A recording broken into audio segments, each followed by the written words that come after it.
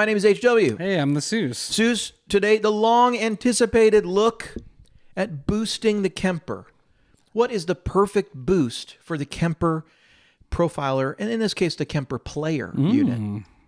So long awaited, indeed. Long awaited. I'm excited. I'm excited about this because we've looked at this for some other units, but I'm really excited to look at it here. Yeah. Now, people may be thinking, HW, Sooze, you can't even see what profile you're on. Hey, look over there at the best screen you already own, right in your pocket. We got a screen.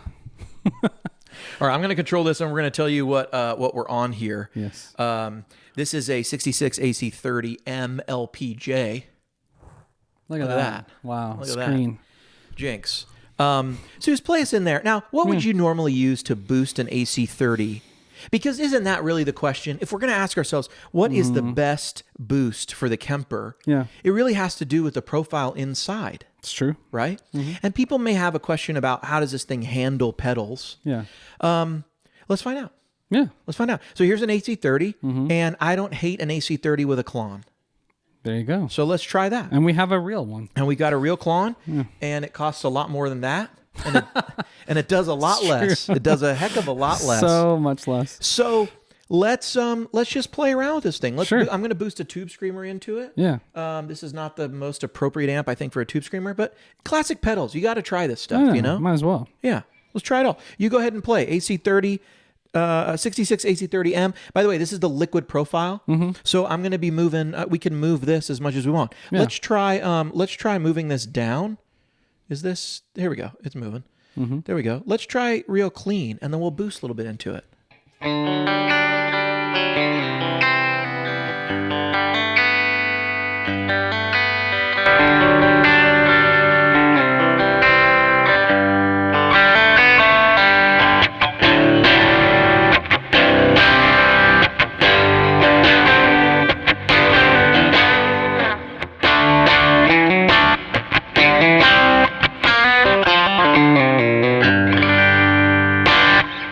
I'm getting more breakup when I push this higher.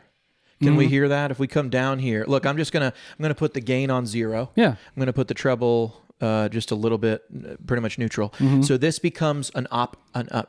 Fun fact: this becomes an op amp boost. Right. So like a micro amp is the world's most expensive EHX micro amp. Right. Pedal.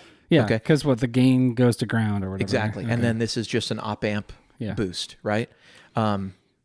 There are other types of boosts. It could be a FET or something.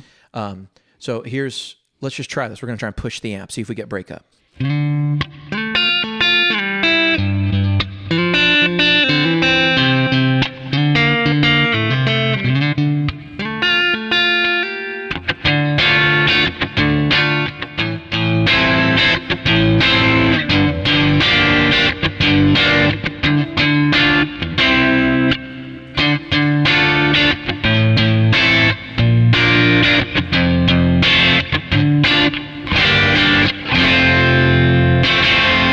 We're getting some more dirt. Yeah. So I guess that's what's to be expected.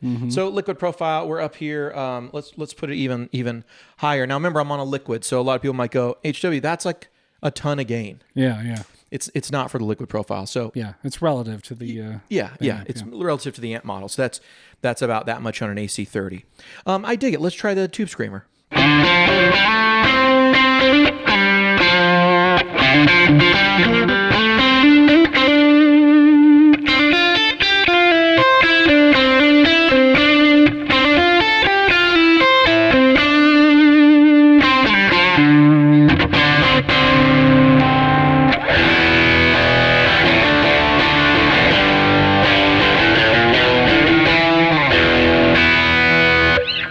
I dig that. Not as so the one thing about the Kemper, to me it's not raising at the same level that I would have. Like you still have a master volume control. Does that make sense? Yeah. So it is saturating, but it's not necessarily giving us as much volume as I would expect to get out of an actual amp. And one of the reasons that can be is we have a master volume on this unit. So there's sort of a set, like, almost decibel level it will not go above. That's not really the case with a tube amp. There isn't like a set level that a tube amp won't go above. I don't know the technical reason for this, but you can just continue to push in signal into a tube amp, and until it maxes out of headroom, it will just keep going up. Yeah. You know? So with a gain that high on the Kemper Player, are we getting to less headroom then? Is it starting to squash down on those boosts? Yeah, I mean, we're at 6, you know, which maybe is how an AC would kind of go. Yeah. You're going to get compression, and you can feel the compression. You can play it right here, and you'll hear compression.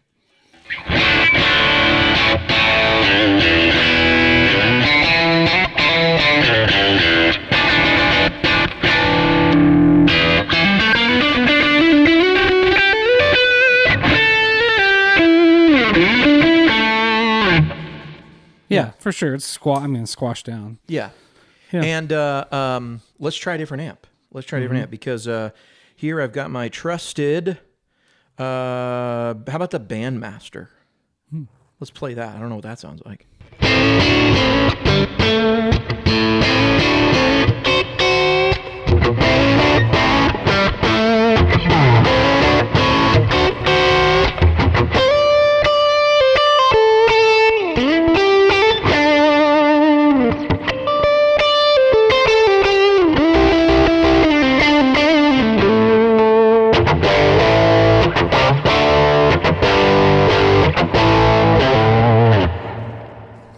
So Righteous.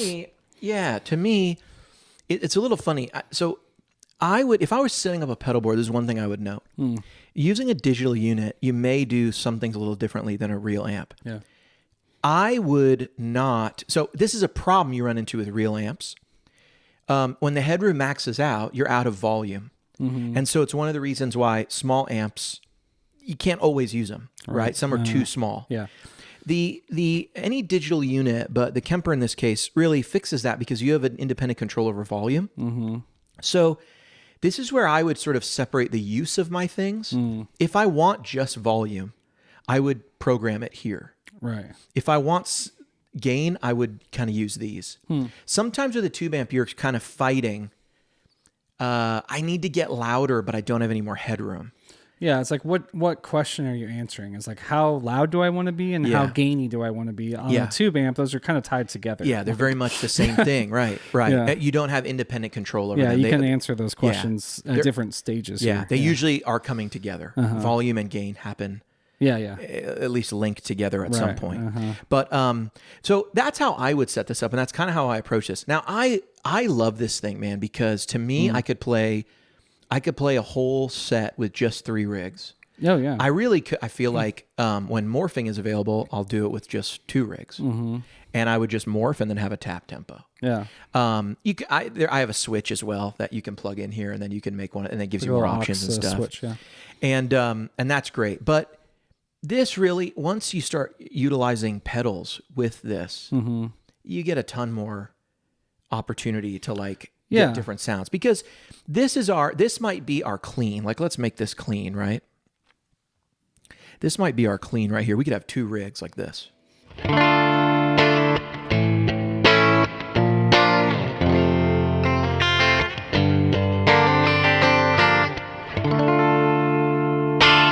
And then I might make this my main drive sound.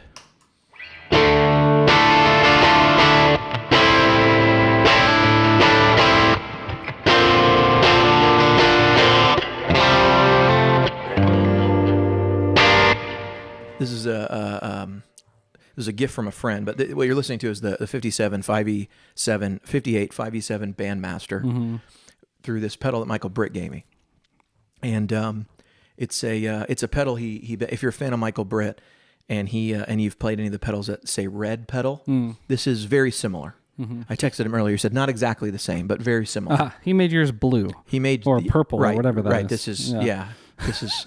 He probably couldn't find pink. You're right. Yeah.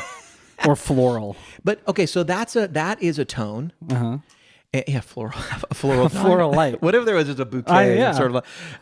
That's a tone, but this is a different tone, and it might not be as dirty, but this is a completely different voice, also kind of gainy.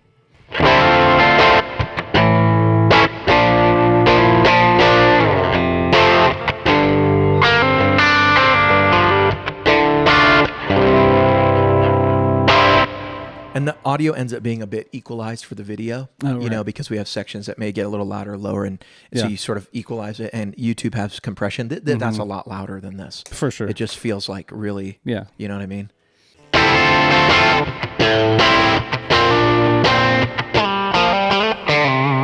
So in the room, this feels a lot more like a boost. Yeah, yeah. You know, the extra Yeah. output is really hitting like a boost. Just those two things, if we just pair that with two rigs, Right. we're getting like a crazy amount of variation. So here's a question. So if you were running the Kemper Player on a pedal board with drives, is there like a maximum gain you would go to on your profile just to ensure that it got louder when you hit something? Or are you going to test that out or something? I mean, look, this is a sound as well. The more saturated the profile, sort of the more likely you are to not for it to respond like an amp. But Yeah. this is like a different sound that I wouldn't want to say goodbye to. So I wouldn't have a max setting. Like play this and I'll turn on the thing here.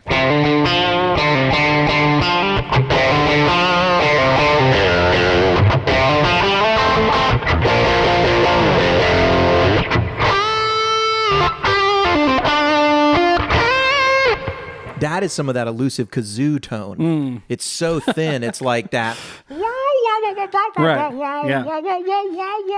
I don't know. It's like nothing sounds like that. It reminds me of having a kazoo as a child. Yeah, yeah. You could hear that kid from across the playground. Yeah, You know? for sure. Is that cutting through the mix? If I don't add the gain on the Kemper and I try to like get my gain from here, I mean, this is going to be a different sound because this pedal doesn't really sound like this amp. So this is the amp gain down, but two pedals. Yeah, on. amp gain down. Yeah. I'm getting my drive from here, and this is still pushing. Yeah.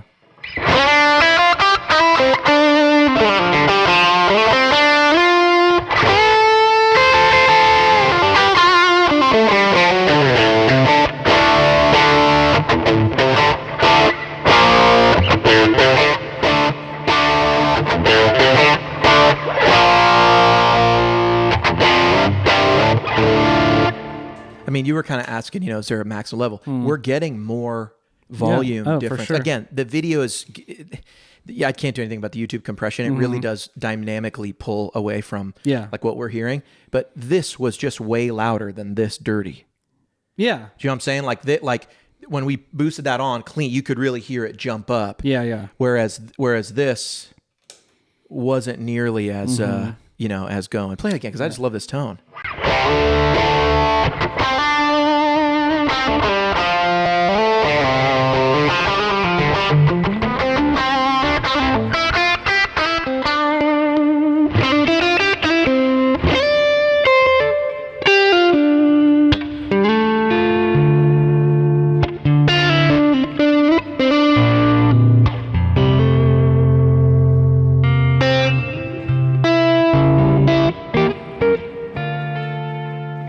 That's a beautiful pedal. It's nice. Yeah. That's a it's great really pedal.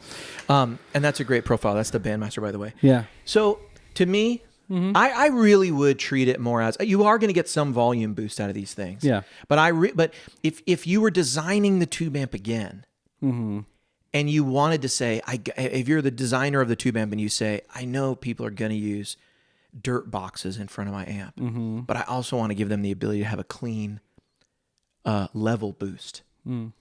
You would do that with switchable master volumes like they have on some amps. Yeah. You find some Mesas like that. I think the TSL from Marshall has that. It's literally just designed, do you need to come up in level? Like you would build that in. That would be the way you'd achieve it. You wouldn't do it by slamming the front end. Yeah. We as players, you know, you just want to bring a Princeton, a Deluxe, an AC30. We need volume and gain at different times. Yeah, interesting. So now that you have that ability, I would kind of do it through there. Yeah. That's just me. And that kind of goes with any unit almost. Yeah, you have a lot of flexibility with the player as well. Like you could leave it like it is on one setting the whole time and just get all of your variety from here. That's how I might use like a Tonex. Yeah. Or you could really use it more like I would use a Kemper stage. Yeah, like a full Kemper. Yeah. Yeah, and have it go up and down and really just use these sparingly, the pedals sparingly for like just a solo or a specific kind of gain. But yeah, I mean, the player itself has so much programmability in terms of like how loud it is, how gainy it is, changing amps, like all that is right there. So it's up to you, you know. I could just play with this. This all adds like other flavors. Right. And that's stuff that's not in the Kemper. Yeah. That's kind of my approach because I really like the delay and reverbs here. Even the for lack of a better word, I'll say the neutered versions we get. You know what I mean? Yeah. We get a couple less algorithms and stuff. I can't wait for them to add that in. Yeah. I mean, that would definitely be one of the things is set this wherever you want it and then let the pedals kind of enhance it rather than, do everything else for you. Yeah. So let's grab, here's a great one that I really like. It's the, here's the 18 watt custom, and it's, no pedals are on. You play this for us, and we'll go clean and then mean.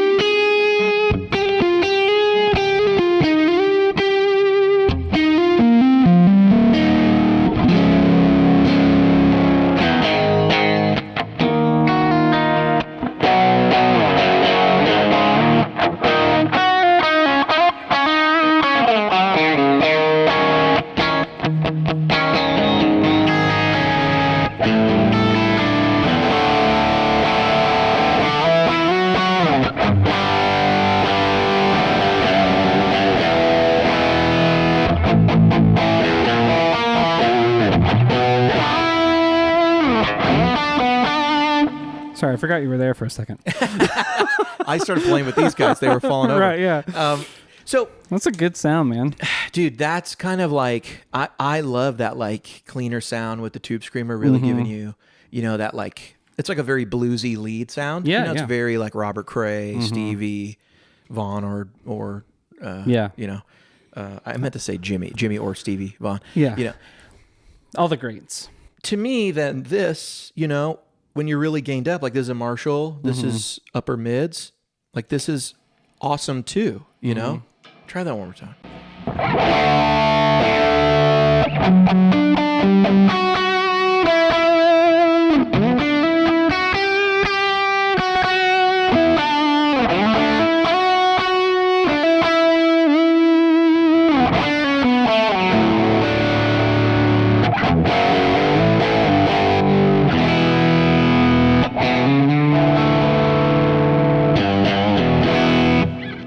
If you were to ask me what's like the one boost I couldn't live without, it's one of these. It's probably the Clon. Yeah.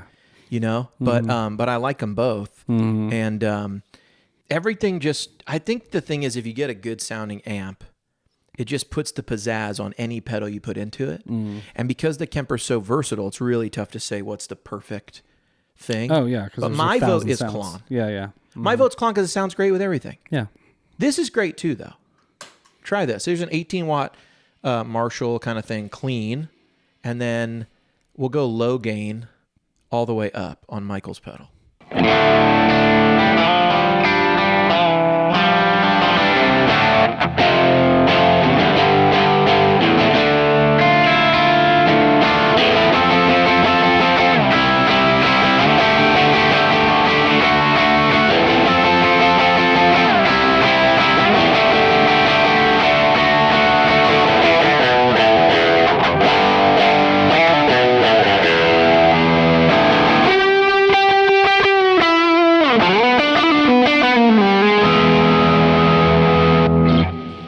Rocking. It's rocking, right? It's rocking. Let's do one more because this is the one that eats pedals. It eats them for breakfast. Right. And it is, if I can find it on my little app here. Try that.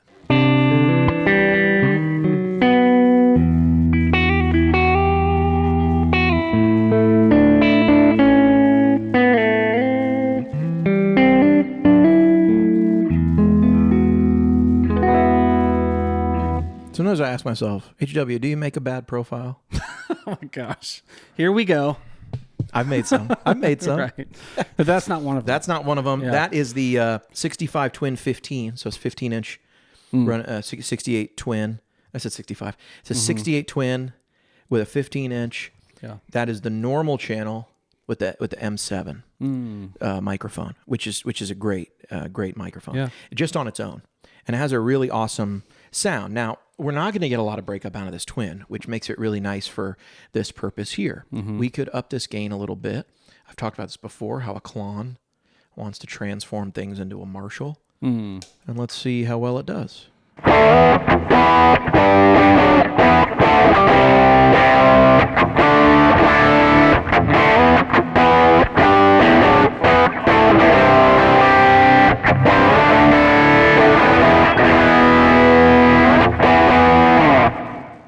Not bad. Let's hear it clean again.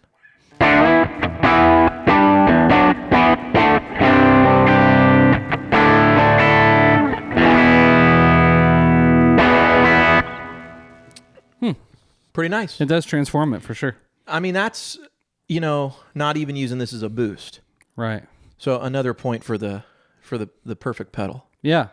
Just me, but let's try this guy, because now we've got just a really clean platform. Yeah. No real breakup of its own. A nice, lovely thing. We'll try it all straight up.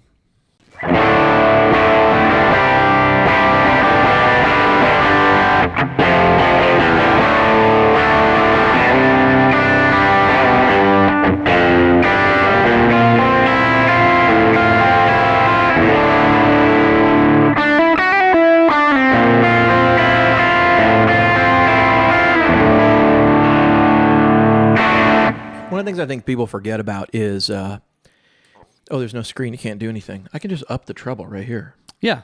I can just see the lights. I could just make it yeah. brighter. Try that. Because this is no bright switch. Yeah.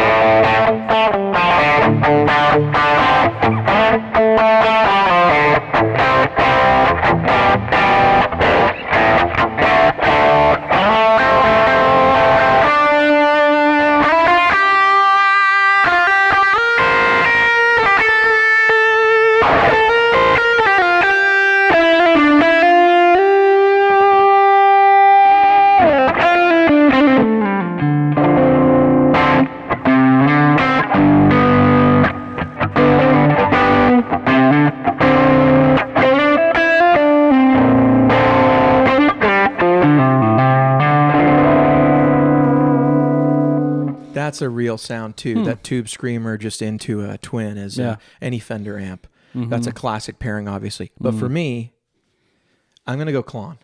I think if you buy one of these, you should just go out. You should buy one of these and some imitation Clon. That took a long time. I was trying to do math in my head. Right. Some imitation Clon, and you'd still come out, I bet, at 1/3 of the price of this.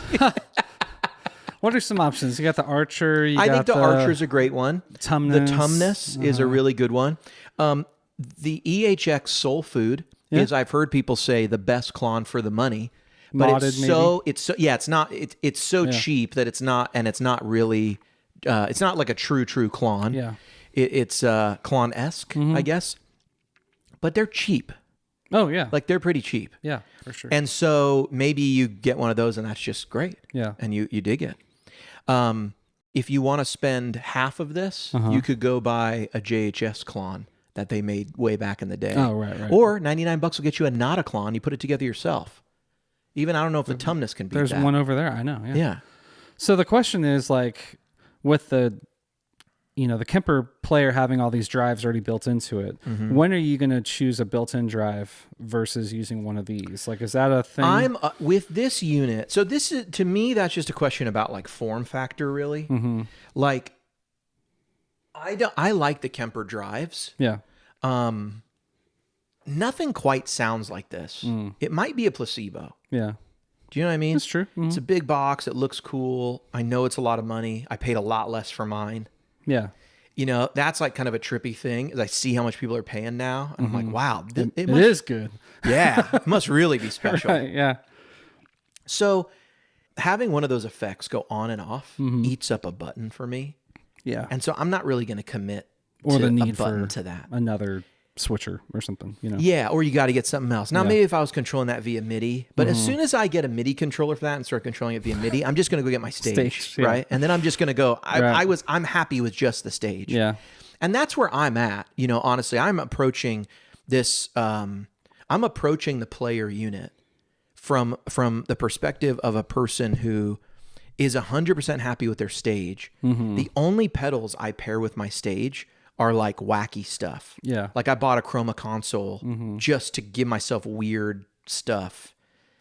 And that's it. Yeah. You know, like I don't even need to have it, and I use it once in a set. Yeah, Kemper doesn't have that sound. Obviously, this product is meant to go on a board with people that like pedals, you know, so this is the, you know, probably more I think so. You know, a lot of people might say, oh, no, it's for a hotel. Yeah. It's for carry-on luggage. That's true. You know? Yeah.